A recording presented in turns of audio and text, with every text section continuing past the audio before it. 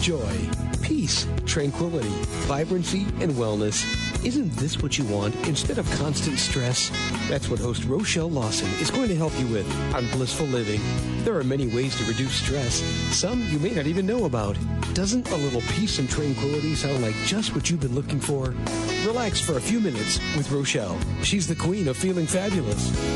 Hello, everyone, and welcome to Blissful Living. This is the queen of feeling fabulous, Rochelle Marie Lawson, and I have a really, really good show in store for you. I know I say that all the time. Well, it's because I think all my shows and my guests are fabulous. I only bring the best to you, and this one I guarantee you guys are going to absolutely love, because if you've ever been a person that had difficulties with overeating or binge eating, and it's kind of taking an effect on your health and well-being, your midsection is not looking like it used to, then you definitely want to stay tuned, particularly because this is the time of year where we start having some guilt, remorse about what we did during the holiday season. And so if you're looking for some help, looking for some words of wisdom and some expert advice, you have come to the right place. So hold tight. Before we get started, I want to also let you know that you probably want to get something to write with, a piece of paper, find a nice comfortable place to sit and relax, get your favorite beverage, and be prepared to get a lot of good information bestowed upon you about how to think probably thin, be thin, feel thin, look thin, never binge again. How about that? So now I just want to jump in and thank our sponsors of the show, Blissful Living for You. You can check them out at blissfullivingforyou.com. Have some great programs with the advent of everything that's happening around us with our food industry and our health industry, the pharmaceutical industry, and just all kind of crazy stuff going on. You might want to check out blissfullivingforyou.com and see what they have available to help you make this the best and most successful year of your life. And our other sponsor I want to thank is All Day Cable Incorporated. They are a telecommunications network installation company located in Silicon Valley for about 30 years now. They've survived every kind of bust and boom that there have been, and they're still around, and they're still helping large and small companies to telecommute and communicate in the way we communicate in today's society with all the technology.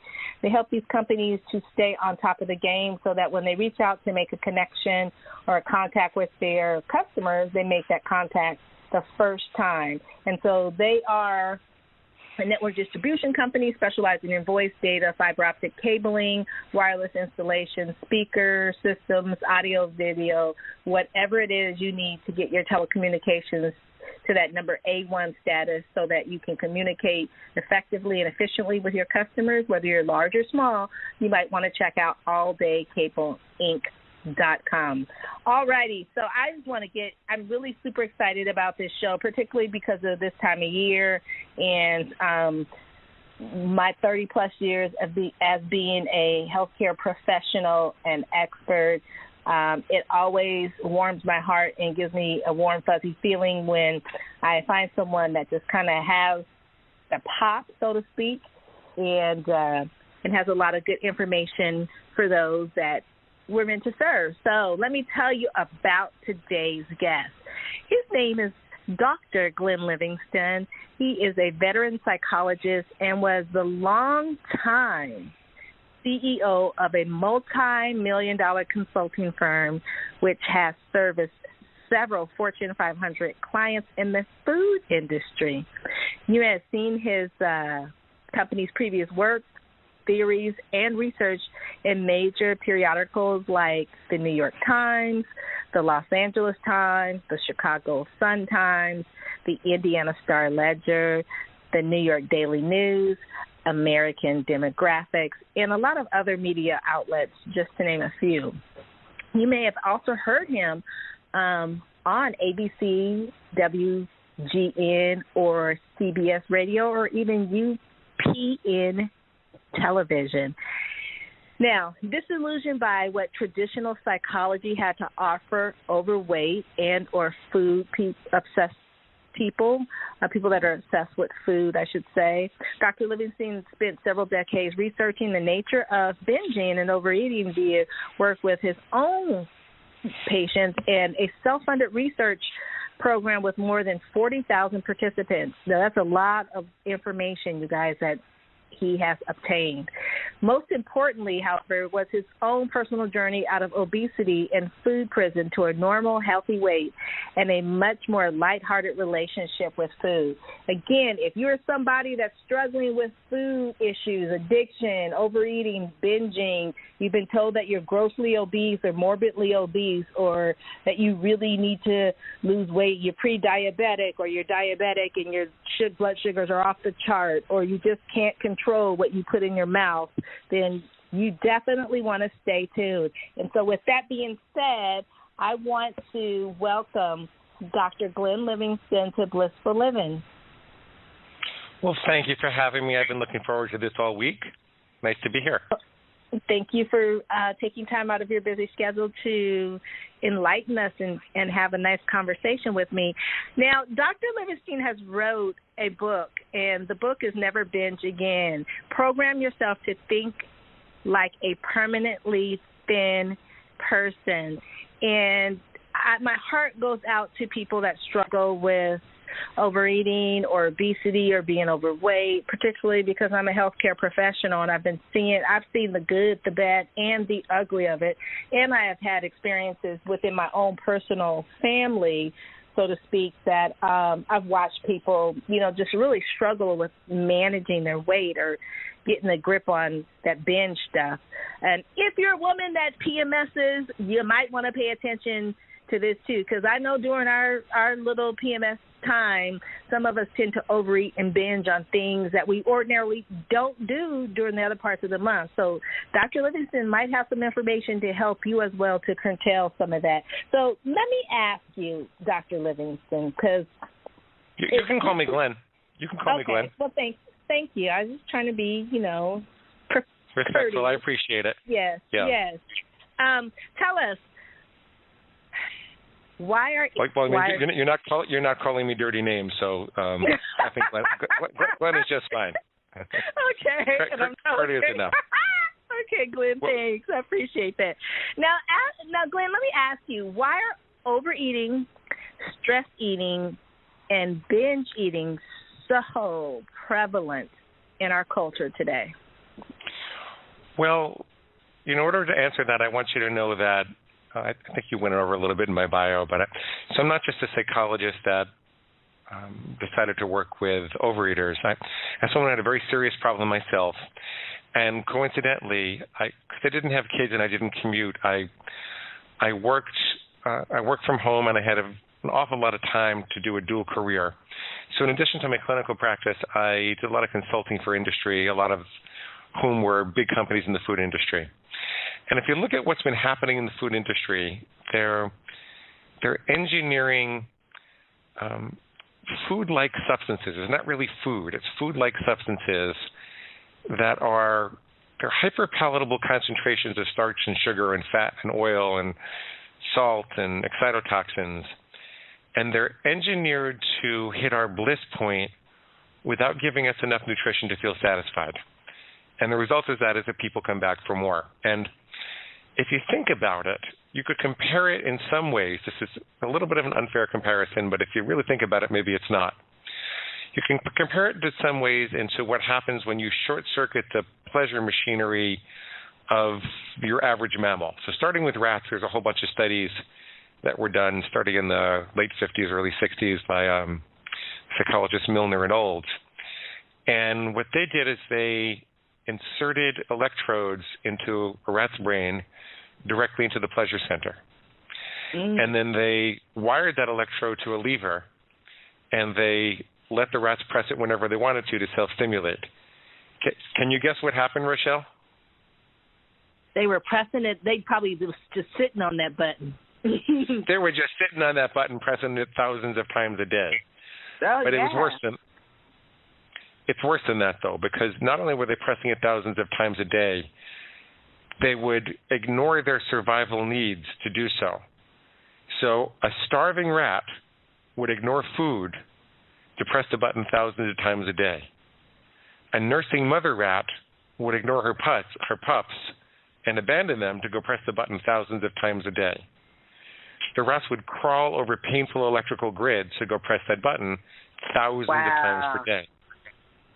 Wow. And, and I don't think that no one's putting electrodes in our brains, but, when you can walk out of a McDonald's and see a Burger King across the street, and almost every city in the United States, probably the world soon, is it that far of a stretch to say that we're being given chemical electrodes like that? And, if you even draw the analogy that these animals abandon their survival needs when their pleasure centers are short-circuited, well, look what's happening to people. How many people do you know that say, I'm never going to be thin because I just don't like fruit and vegetables?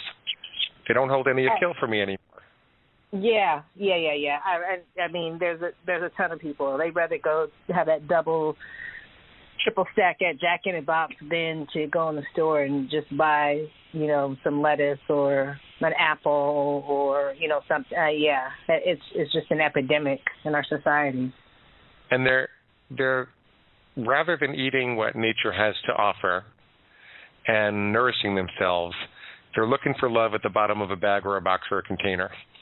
All of these products of industry, and every time that they eat them, there's some, fat guy in a white suit with a mustache that's laughing all the way to the bank.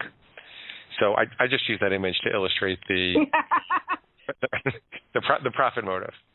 Right. Then the advertising industry is sending 5,000 to 7,000 messages a year at us through the airwaves and the internet, all about food. And maybe a dozen of them are fruits and vegetables. And most people think that advertising doesn't affect them, but the truth is it affects you more when you think it doesn't affect you because your sales resistance is down. Right. And then the addiction treatment industry says you can't quit even if you want to. The best you can do is abstain one day at a time, and you're really no more than a dependent little child if you really have trouble and you've got to go to these meetings every day and with no proof, with no scientific proof that it works whatsoever. And so we've got a perfect storm in our society, and it's kind of a wonder that anybody can eat well. There's definitely a solution, and it requires just a little bit of thinking and dedication. But without that thinking, you're facing a tremendous offense. There are billions of dollars targeting your reptilian brains. And your reptilian brain doesn't know love, by the way. Most people think that they're overeating for comfort, or they're not loving themselves enough, or they don't feel good about themselves. But in my estimation, that's not really what's going on. The reptilian brain is a part of the brain that's really most involved in addiction. And when the reptilian brain sees something in the environment, it thinks, do I eat it, do I mate with it, or do I kill it? Eat, mate, or kill. There's no love there. Love and spirituality and relationships and contributions to society and long-term plans like diet and exercise and family and creativity, music, and everything that's important to us, which we think about as human beings, that's a little higher in the brain. It's in the neocortex and part of the mammalian brain. It's not really part of the brainstem, part of this reptilian brain, which is very primitive and somewhat sociopathic. It's eat, mate, or kill. And so trying to love yourself more to get out of this doesn't really seem to work. It's more like what you need to do is more like being an alpha wolf. And if you ever see an alpha wolf in a wolf pack, if it's challenged for leadership, the alpha wolf doesn't say, "Oh, somebody needs a hug." The alpha wolf snarls. They fight. They fight, and basically they say to the challenger, "Look, get back in line, or I'll kill you." Right? Mm-hmm. That's the message. That's the message that's going on there. And so, what finally occurred to me after 30 years of struggling, and I used to be, I guess I skipped over my story a little bit, but I used to be, about 60 pounds heavier. At least that's when I weighed myself. I was probably more like 80, but I wasn't weighing myself for a long time. And my triglycerides were the size of the national debt. I'm exaggerating a little bit, but The doctors were certainly telling me I was going to die soon. Right. And so I lost all the weight, and I got control over time. I'll tell you how I did it. But I realized I couldn't keep loving myself then, even though I'm a psychologist and from a family of 17 psychotherapists. And, oh, wow. Sometimes if it... Well, that's a whole other story. Wow. So basically what you're saying is, and I just want to, so the listeners can be up to speed, so to speak. Basically what you're saying is all those people that reach for those, not one bag of chips, but maybe those 4 or 5 bags of chips, or hey, maybe that one bag of, Lay's potato chips, and, when they're depressed or boyfriend broke up or girlfriend broke up or, it's raining outside or the car doesn't work or whatever the case may be, what they're looking to do when they grab, in their minds, when they're looking to do when they grab those chips or that, triple stack burger with extra large everything. And, they're looking, they say is, I just want to be comforted and I just want to be loved. But what you're really saying is, no, you're just seeking out to push that pleasure spot.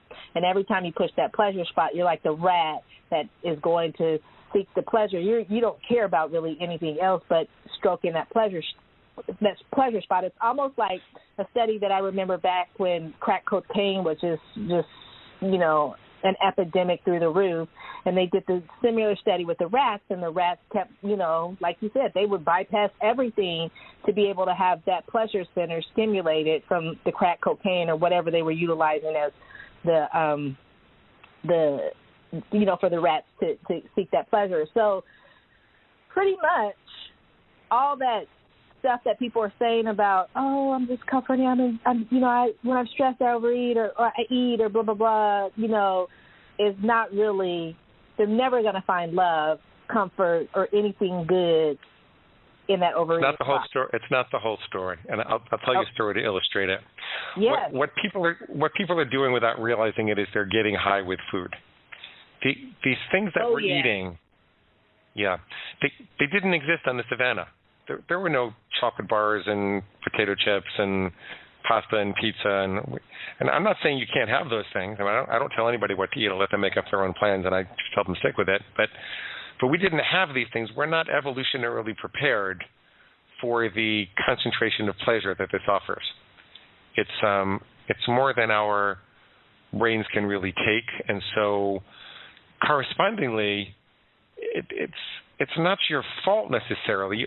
You can take control. You can step aside and mount a defense that really works, but it's not your fault. It doesn't mean you're defective. You don't have a character problem. You don't have a genetic defect that's dooming you to be a compulsive overeater.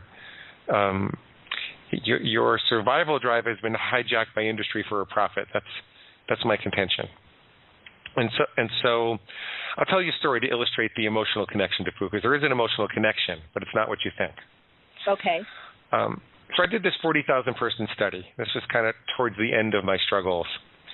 And I figured that since I was getting paid a lot to do all these studies for big companies, I'd do one for myself. And I wanted to disentangle what emotions were connected to which particular foods. So I asked people what foods they struggled to stop eating once they started, and I asked them about different areas of their life and how they were feeling. And I found 3 really interesting things. People who struggle with chocolate like I do, they tended to be lonely or brokenhearted or depressed. People who struggled with, it's kind of interesting, right? Yeah. People that struggle with chips or crunchy, salty things, they tended to be stressed at work. And people that struggled with bread and bagels and pasta, or even pizza, like soft, chewy things, they tended to be stressed at home. And I thought, wow, this is really cool. Now I just have to work on those underlying feelings and everything's going to get better. But before I did that with clients, I decided that I wanted to figure out myself. And since my binges always started with chocolate, and I wasn't really happy in my life at the time. I was in a bad marriage, and I had some burdens that I was not really happy with. I said, okay, this makes sense. But I decided since my mom is a therapist, I'm going to go ask her too, because she raised me. And I said, Mom, this all makes sense, but is there anything in my upbringing that would have set up a pattern where if I felt lonely or depressed or brokenhearted, that I'd go running to chocolate? And she said, honey, I'm so sorry. She got this horrible look on her face. She said, I'm so sorry. And I said, Mom, what? What is it? And she said, honey, when you were about 1 year old, your dad, your grandfather, and my father just got out of prison. And I loved this guy, and I adored this guy, and I did not know that he was guilty, but he was. And my world just came apart. And at the same time, your father, my husband, was a captain in the Army in Vietnam in 1965. And I was afraid they were going to send him to Vietnam. He was in Washington, D.C. Mm-hmm. He was actually working in Walter Reed Army Hospital. And I did not have the wherewithal, because I was so scared and so depressed, to hug you and love you and feed you the right way.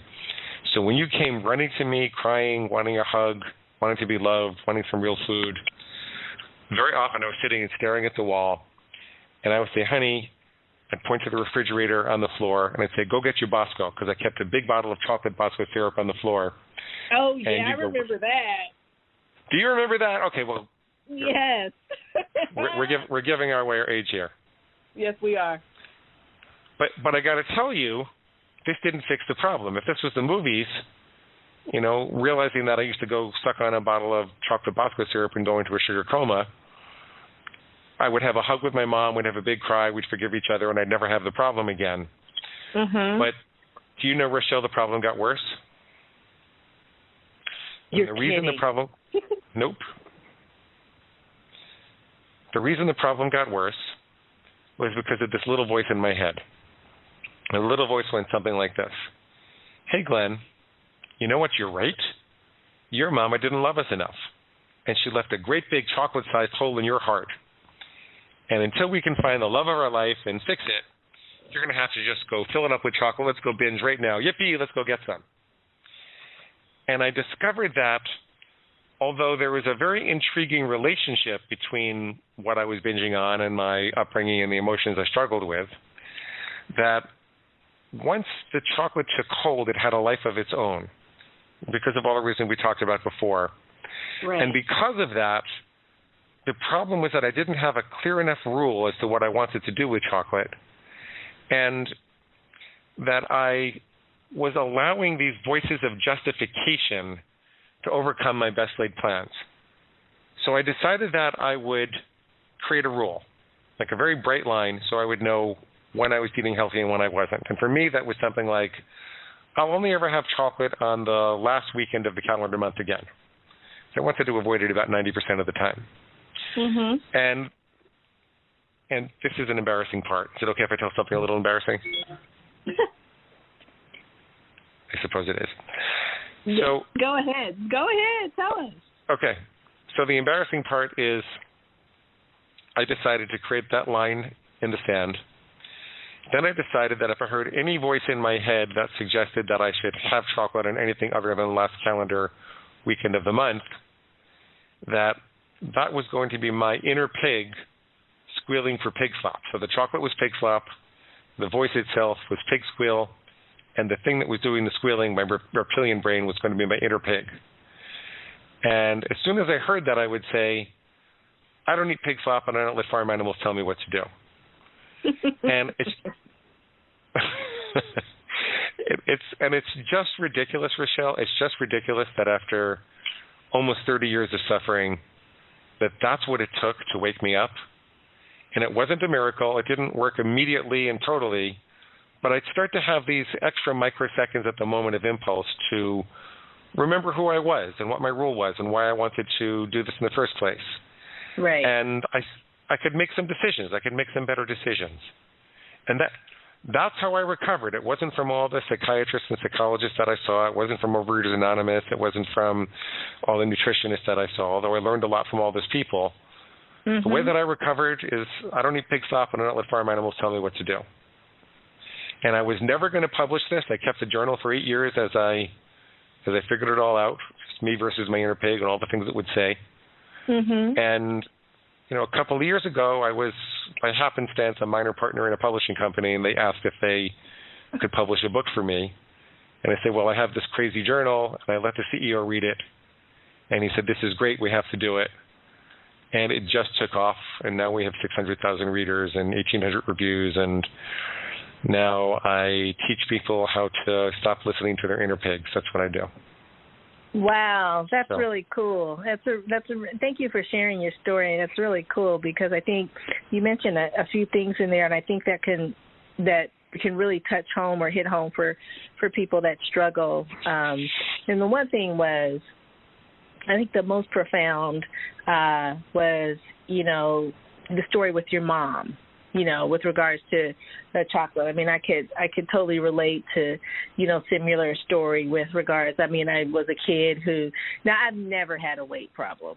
I'm just going to put it out there. I've never, ever, ever had a weight problem. Okay, However, I hate you. I hate you, but go ahead. And I'm one of those kind of people that can eat everything, right? And no, I really hate you, but go ahead. Not have a weight problem, particularly, in that fifth decade of life when, everything you're supposed to have all kind of stuff as women, right? But I don't. But when I was a kid, I was, and I still am, I was addicted to sugar. I'm a sugar addict. I know it, and it really caused a lot of havoc on my health and well-being. Even though I didn't have a weight problem or never had a weight problem, I had other things going on, which the sugar, the candy, cakes, cookies. But, I was like the rats. I would skip over a good meal to go get some candy, because it was just this weird little, I don't know, intertwining of pleasure was stroking me. And so every time I had candy, it was like, great, who needs to eat? I can eat candy all day. I'm not going to ever gain any weight or whatever. I wasn't thinking like that, but it was something definitely inside me. And then I realized, I have as I started growing older, I realized I have this problem with sugar. And when I became a healthcare professional, I realized how bad sugar is completely, for all aspects of our body. I mean, we need sugar to process and do things, but not the way we're taking it in. The other thing was when I was young, because I was always suffering with an illness that no one would ever know because I would never say anything because I was just this type A perfect little child. I stopped eating fast food when I was about 13 years old. So this is like, 70s, I guess. 13 years old where, the fast food was actually probably pretty decent versus what we get today. But it was, again, it didn't make me feel happy. It didn't, I didn't get that pleasure. When I was in high school, people would go out drinking and stuff, and they'd go to the, fast food, or at college, go to, Jack in the Box. And, I just didn't, I couldn't, it didn't, I never had that. But today I'm still addicted to sugar, and I know that, and I know how to curtail my sugar habit, kind of utilizing something what you shared, but, it's similar track, but different thing. And so if we're talking about this, and we're talking about the struggles we've had, with regards to eating food, you had a weight problem, I did not, still was affecting both of our health. There's, I want to say, millions of other folks out there that have the same issue, and maybe this show will bring to light some things that they may have even never thought about that we've been discussing. And so I think this is a great, time, a great dialogue, and great information that you're sharing, because sometimes people think they're all alone in their struggle. And when they step outside their box or step outside their zone, they realize that there are tons of people like them. It's just, you just have to hear, you just have to see, you just have to know, you just have to be kind of awakened and guided to. And so I thank you again for sharing your story, because I think it's very powerful, not only for me, but to those that are listening. But I want to ask you, so you've had, you got over, the issue with the chocolate and the overeating and all that. How did you finally, I want to say, get a grip on all of your overeating? Because you talked about chocolate, and we kind of you gave us a visualization I could kind of see that. I love that Baskerville stuff. That was the best stuff to make chocolate milk out of. I mean, it was easy. It blended. It wasn't like Quick Mix or whatever that other stuff is. It was just great. You could put it in ice cream, all the whole nine works. But how did you find the the strength and the solution and what fit for you to finally curtail all your overeating? Well, at first I started with chocolate, and that was a real trigger for me. And that's how I have most people start. Ask yourself what your single most difficult trigger food or behavior is, and make a rule that defines how you would like to be. A rule as opposed to a guideline, by the way. I want to come back to that and why that's so important. Okay. But once you have that rule and you learn how the game is played, and you start to have a little more hope and confidence. Don't worry so much about losing weight right away unless your doctor says you have to. But just try to take your mind back so that you stop feeling like you're changing your mind about this all the time, and watch how you can take control in ways that you didn't before. And so maybe it's a behavior. Maybe it's not an actual food. So maybe it's eating standing up. You'll say, well, I'll never eat standing up again. Or maybe it's buying food from a drive-thru. So I'll never pay for food at a drive-thru again, or something like that. Or maybe it's needing to be a little more mindful when you eat. So you could say, I'll always put my fork down between bites, or I'll never eat sitting in front of a screen again. Whatever it is, whatever that one thing is that's really the most trouble for you in your life with food, make a rule. Define a very clear rule, and watch yourself try to talk yourself out of staying with the rule. And then treat your brain like it had two parts instead of one. Treat it like there's the reptilian brain, or your inner pig, or your food monster, or whatever you want to call it. It doesn't have to be a pig. But it's not you. And then the rest of you is you. It's kind of like an organ. It's like your bladder. Your bladder generates some very powerful biological urges, but you're required to dominate your bladder and express it only in particular ways at particular times in particular places. Otherwise, you can't really function in society. So this is the same. This neurological urge to binge, it's coming from a biological organ, and that biological organ is not you, and it's wired to be inferior to you. The mammalian brain and the neocortex, the more recently evolved parts of the brain, and by the way, it doesn't matter if God put them there or they're evolved. We just know that this is how the brain is set up. Right. The upper parts of the brain can inhibit the lower brain when it has to, so that before you eat, mate, or kill that thing, you can say, well, wait, how does this impact my loved ones? How does it impact my relationships? How does it impact my longer-term goals? And then when you hear your inner pig or your inner food demon squealing and saying, oh, you should really change your mind, or, gee, chocolate grows on a plant from a cocoa bean and therefore it's a vegetable. When you hear anything crazy like that, you can say that's just your pig it's just your pig squealing. And you don't listen to farm animals tell you what to do. And then you can dismiss it because it's not going to do you any good. It's not who you want it to be. And as you start to get that power back and you're not feeling hopeless and defeated anymore, then you can add one additional small rule at a time. So what typically happens is people, sometimes they'll start with sugar, and then their pig starts to binge on flour. So then they'll add something to do with flour, and then the pig starts to binge on cheese. And so then they decide to create a whole food plan, and they really lock it down, and they get control over it. They feel so much better. And there are, you can make positive rules also. It's not just things that you restrict, and you have to be careful not to restrict too much. Right. You can make positive rules. You can say, I'll always drink 2 crystal clear glasses of spring water when I wake up in the morning, or I will always, run 20 minutes 5 days a week. But whatever you need to do, you can set up the rules to support you however you want to. The limit is really on your imagination. The one criteria I like people to understand is the difference between a rule and a guideline.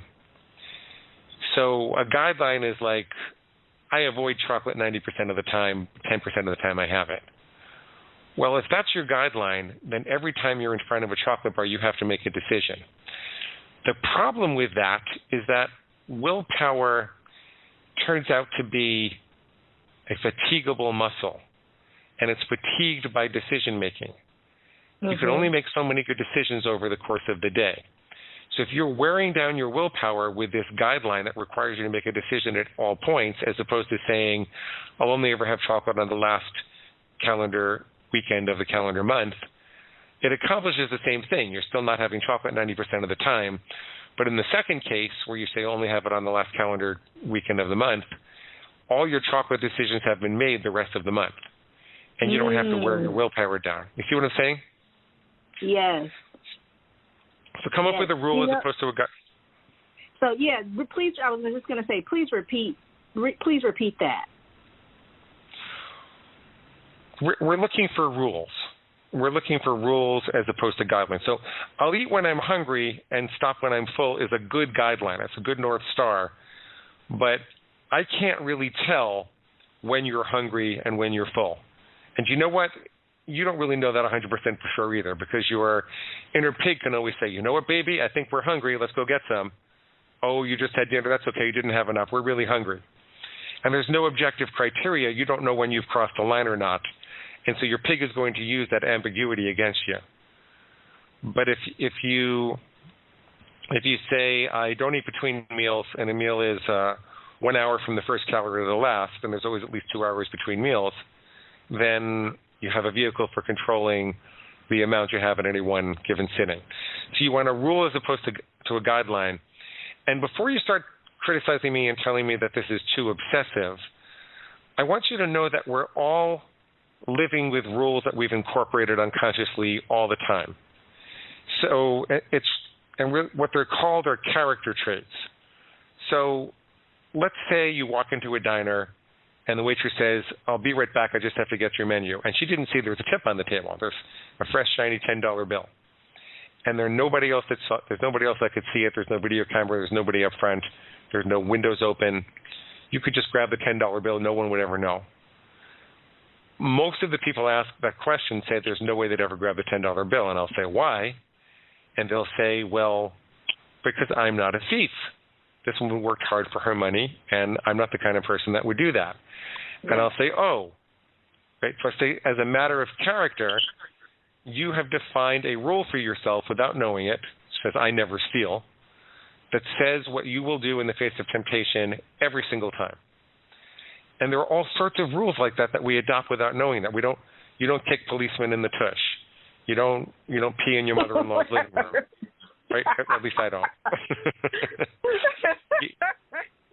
you don't do these kind of things, and it's because we have incorporated them into our character, the kinds of people that we really want to be. I'm just advocating focusing for a little while on the kind of person you want to be around particular foods with particular behaviors. And if you do a little bit of that work, it's kind of like when you learned how to drive, you had to study the rules of the road for a little while. And then after a month or two, you knew the rules of the road and you could just drive without thinking about it. That's what this requires. A little bit of thinking about what your most difficult, troubled intersections are. Where's your troubled food behavior? Come up with some rules and then bring them into focus and watch your pig try to get you to break it. You can always ignore it once you know that that's the pig, because you know the pig is up to no good. Because by definition, the pig is any thought, feeling, or impulse that suggests that you're going to have even one more bite of pig slop, either now or in the future, until the day that you die. So I forgot how you got me up on that soapbox, but that's how I recovered, Rochelle. That's how I did it. Well, again, a ton of information, and I hope you all out there are really getting a grasp.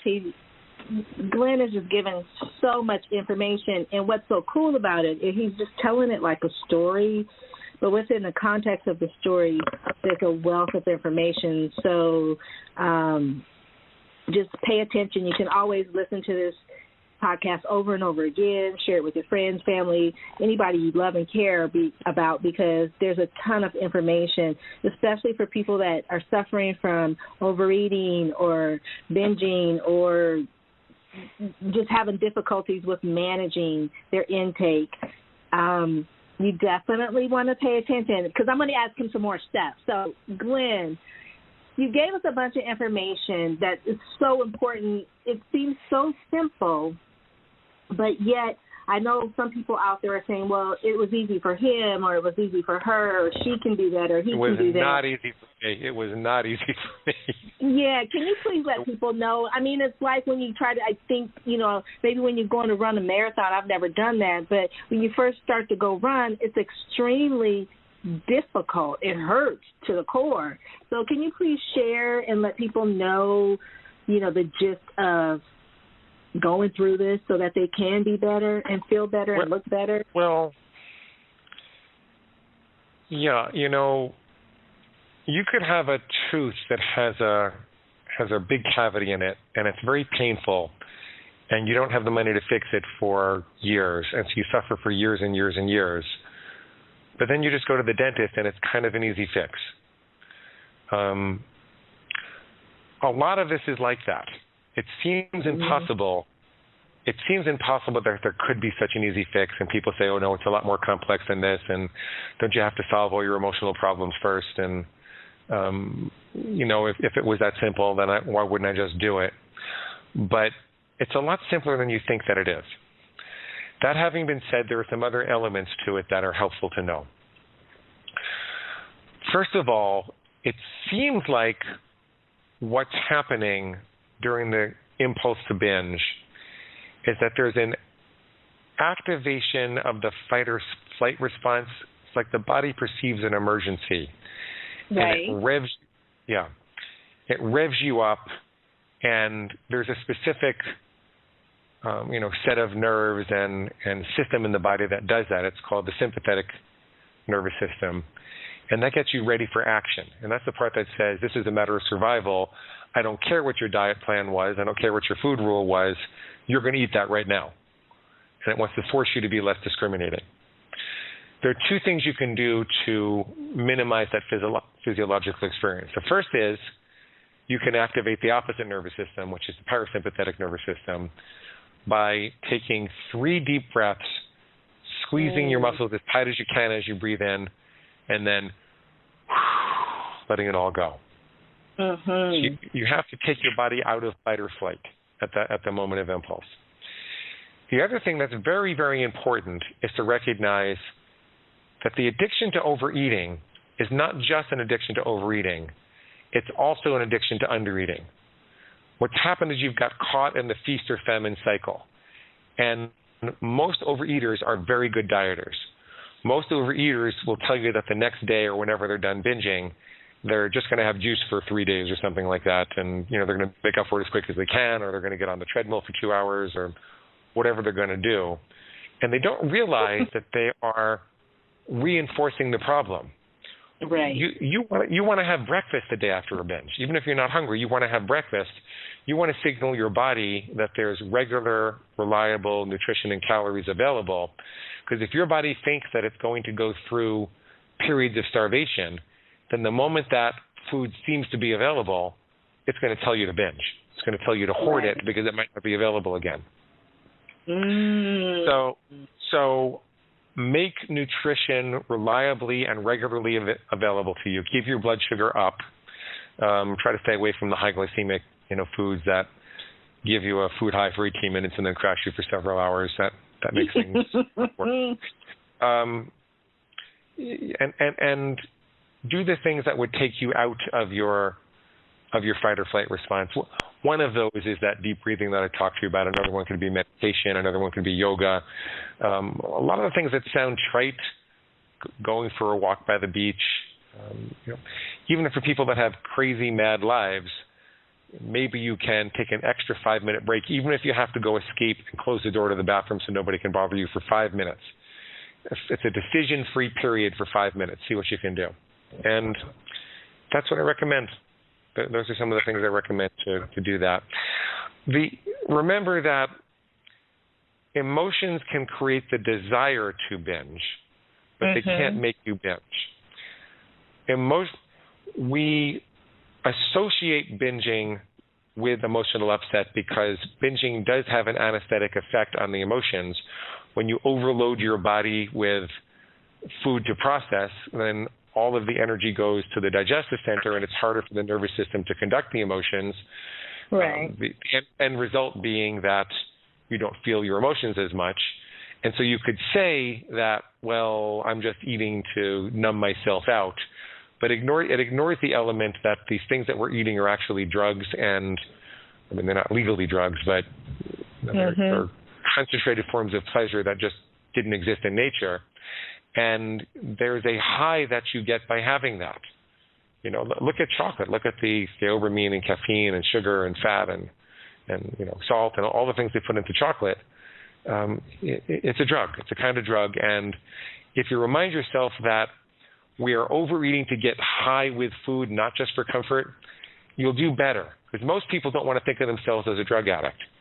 Most people, even those that are. Even those that are, right? Yes. Right. And what the pig wants to do is say, "Oh my God, we need comfort. We're hurting so badly. The only relief in this life is, chocolate or Doritos or pizza or pasta or whatever your poison happens to be."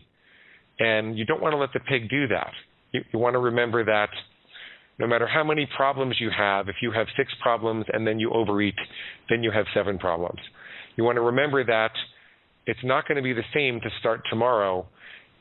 All of the research in neuroplasticity suggests that if you indulge today, you're strengthening those connections. It's going to be harder to start tomorrow. If you're in a hole, it's time to stop digging.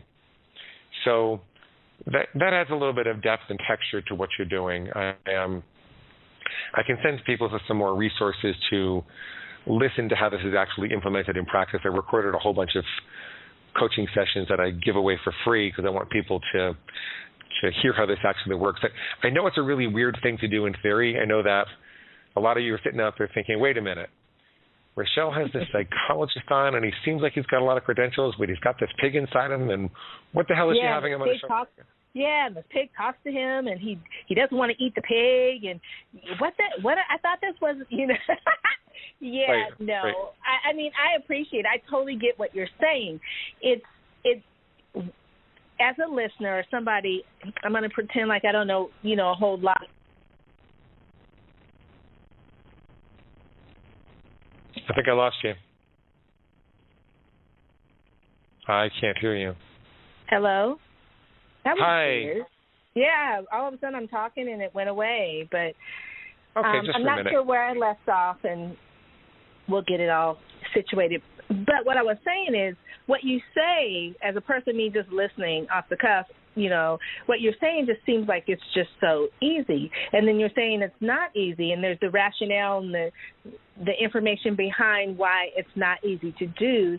But as long as you keep doing it and you keep moving forward, it becomes easier and easier until you don't think about it. Like when I stopped eating fast food, at first I was very cognizant. I was 13. I was in freshman in high school, and that was the thing that we did. That's what kids do. You eat fast food. But I, chose not to, and it was hard at times going out with my friends and not ordering anything. However, today it's not something I even think about. I can drive past them all day long and will not stop or have a thought to eat.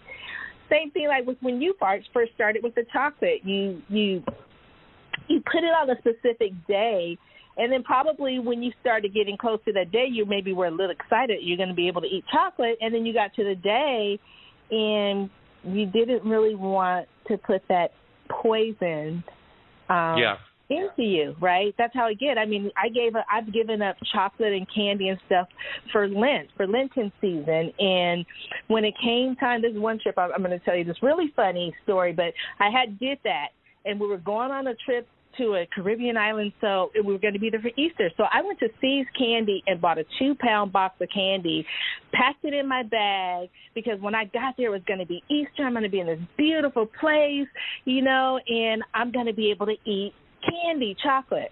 Funny thing is, I got there, I didn't want to really eat the chocolate, but since I had bought the 2-pound, box, I had to open it up and eat it. None of my family wanted any of it. I took a piece and I bit it, and it was just not, I didn't want it. I ended up giving the chocolate to the housekeeper for her to take home to her family. So the whole thing was it gets easier. It's not an easy process, even though what you can do can be very easy to put into your life and be very good for you. It's not completely easy, and that's why we have people like you to share the wealth of information that you have. And I do want you to share information about how people can contact you and get in contact and learn some of the information, get the book, and get some of the free things that you have. But before we get to that, I want to ask you, so we just came through this season of overindulging and to the max. And sometimes people are put in situations. I know when I was growing up in a family background of African American and Sicilian, and people, they eat. Well, you were kind of like, well, if you didn't eat all your food and had seconds, there's like this family peer pressure to eat stuff and be, full to the gill and lay on the floor and fall asleep and get up and do it again, which is so unhealthy. And we just came through that season. So how do people keep it together when they're on the track to really change their life around with overeating and never binging again, when they get around family situations like that where that's the type of activity and mentality that's going on? How do they stay strong? I'll give you two answers. The first is that you can have your everyday food plan, and then you can have an adjusted food plan for when you're in family situations, and be very specific about how many times a year and what conditions and everything like that.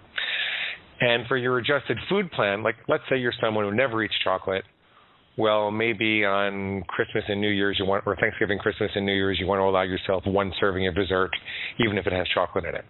Mm-hmm. And not everybody can do that. Some people are better off avoiding it altogether.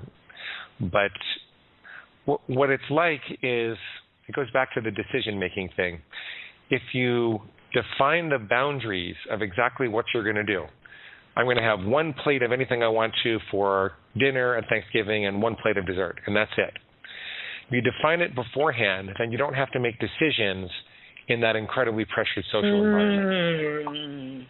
Like with all those memories. And you can think of it like, okay, you've got your bullseye on the archery target, but then there's the second rung or the third rung that you aim for, and you know exactly where that second and third rung is, and you just forgive yourself if you don't hit the bullseye on that day. That's one way that's extremely helpful.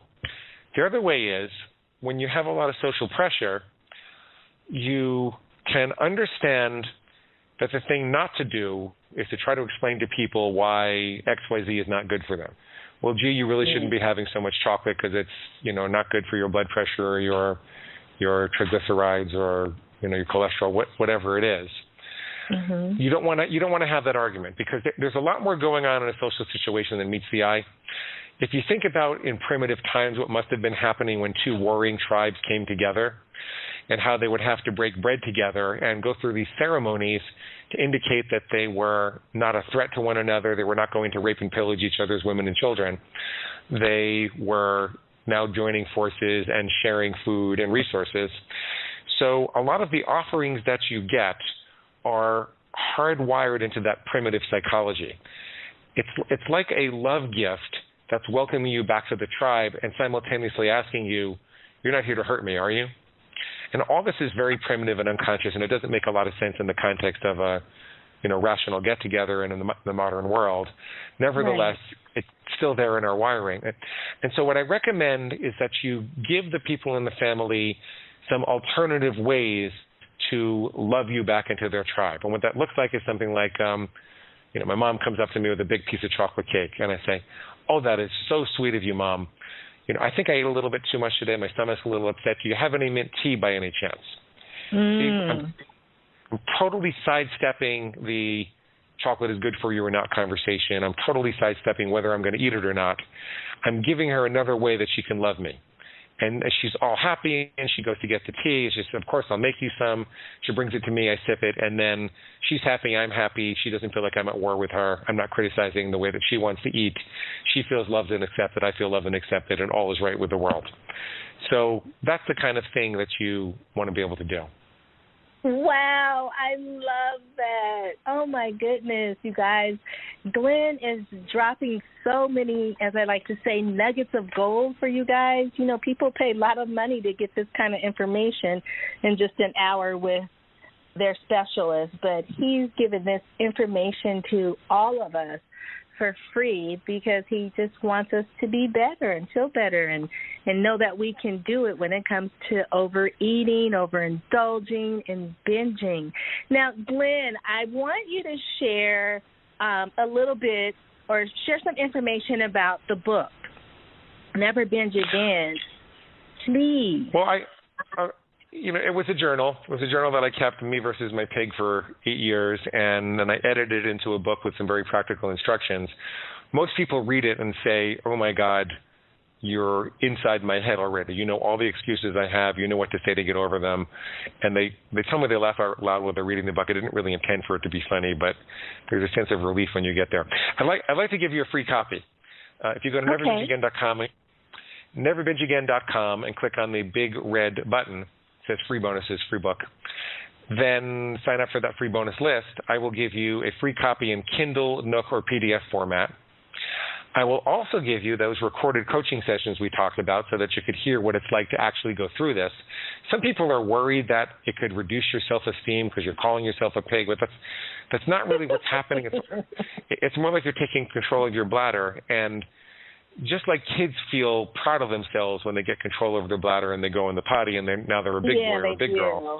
Mm-hmm. People feel an enhanced sense of self-esteem when they get control over their eating like this. So I wanted you to hear that. I wanted you to hear how we turn a sense of defeat and despair into a sense of hope and power and enthusiasm in just one session. And this is all free. And I also wanted to give you a set of food plan starter templates. This is a set of rules for any dietary philosophy. So there's one for keto, there's one for macrobiotic, there's one for vegans, there's one for point counters, there's one for calorie counters. Really any way that you want to eat. I wanted to give you some samples of what the rules might look like. And I call them starter templates because I'm not going to take responsibility for what you eat or how you eat. I just want to illustrate the principles for you, and then you can decide how to modify it for yourself. So it's all at neverbingeagain.com. Click the big red button and sign up for the free bonus list, and you'll get what you need. Wow. Thank you, Glenn. Thank you so much. Again, you guys, go to neverbingeagain.com and click the big red button, and you can get all those goodies to help you. Or if you want to get them and share them with someone you know and love and care about that you see has a particular problem and you just want to give them some information, the more the merrier. But just go to the site and check it out. And I'm very, very certain that you will love all the information that he shares on there. Now, his book, I just want to let you guys know, it gets 4.3 out of 5 stars on Amazon, and it's had over 1,700 reviews. So if you're not real sure still after listening to all the information he's provided us, and you still want to just find out or do a little digging or sneak peek in yourself, then you can check him out and check out the book as well, and the reviews for the book or the journal, as he says, on Amazon.com. And with that being said, Glenn, I want to, again, thank you very much for being a guest on Blissful Living. It was very fun, very enlightening. I have a ton of notes, and I think the information that you're sharing with people, sharing with the world, is going to eventually have a domino effect, and everybody's going to get a grip on their eating and their binging. And I hope so. We'll change the world. A lot more healthier society. And so with that being said, thank you very, very much. And then before we go, I want to thank our sponsors, Blissful Living for You, as well as All Day Cable Inc. Please check out those two sponsors. They would very much appreciate it. And to my listeners, I want to thank you because the show could not be possible without you listening. So please feel free to listen to the show again, share it with your friends and family, and know that you are very much loved by me. This is the Queen of Feeling Fabulous, Rochelle Marie Lawson, and I'm wishing you peace to your mind, wellness to your body, and tranquility to your spirit. Take care, and goodbye for now. You can find out more about Rochelle on her website, Rochelle Lawson, Rochele Lawson, Lawson, or at healthhealingwellness.com. Or just click on her websites from the webtalkradio.net page right in front of you. And of course, you'll want to come right back here next week for another episode of Blissful Living. Thanks for joining us.